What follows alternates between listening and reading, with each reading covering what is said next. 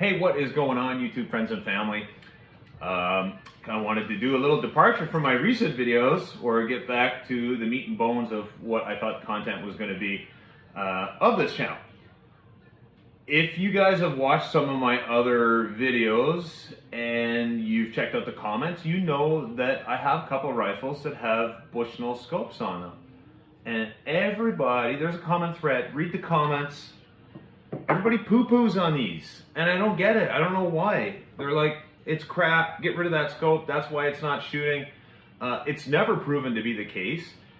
And okay, I don't spend a lot of money on optics, but they work out for me. And Bushnell has been one of those products that's done the job. I don't go up into the mountains, Sierra Mountains, and hunt from distances that are 800 meters or plus.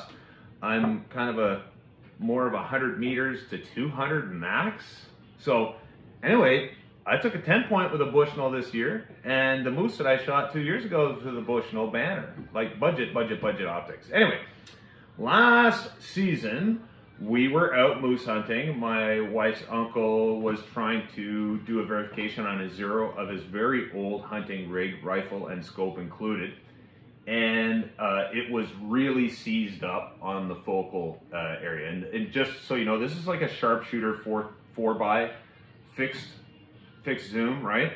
A very old scope, and it has seen a lot of inclement weather, and it's still clear glass. It's never had a problem in that way. So anyway, we tried to get it moving, and we did eventually unseize it, but what also moved with the focus was the crosshairs. So we ended up with basically like a 20 to 30 degree angled off crosshairs, not optimal. Took it apart, fixed the little set screw that holds that in, put it back together, and we said, well, it'll do, but we should probably like replace that. And if you guys have optics, I mean, it can happen, right? Something can happen. You could drop your firearm, whatever, something will happen, or moisture starts to get into it, and it's just not as good as what it used to be. If you're familiar with Bushnell optics, everybody's read that pitch that they have, right? The Ironclad Guarantee. No receipt, transferable, lifetime guarantee. So I wanted to test that, and I live in Canada, so there's a Canadian division of that.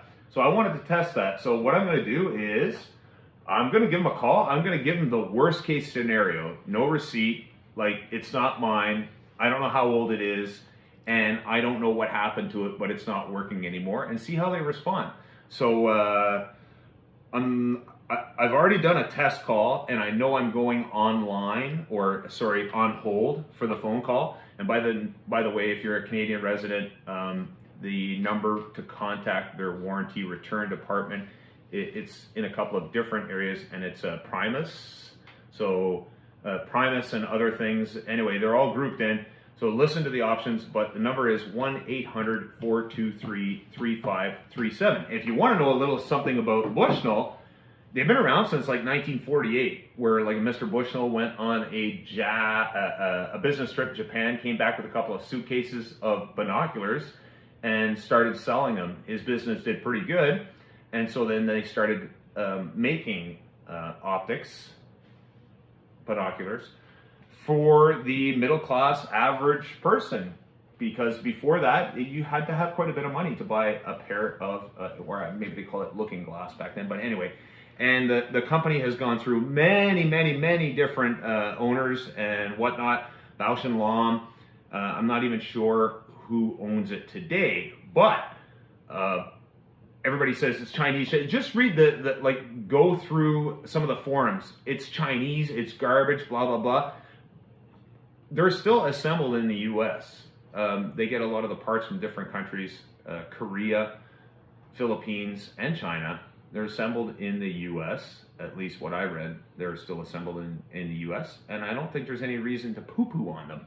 So let's check it out. Let's see if it is. Well, that was a little painful. So 45 minutes on hold, finally get a hold of the guy, and I gave it to him straight up as I told you I was going to do. I told him, I don't have a receipt. I don't know how old the scope is.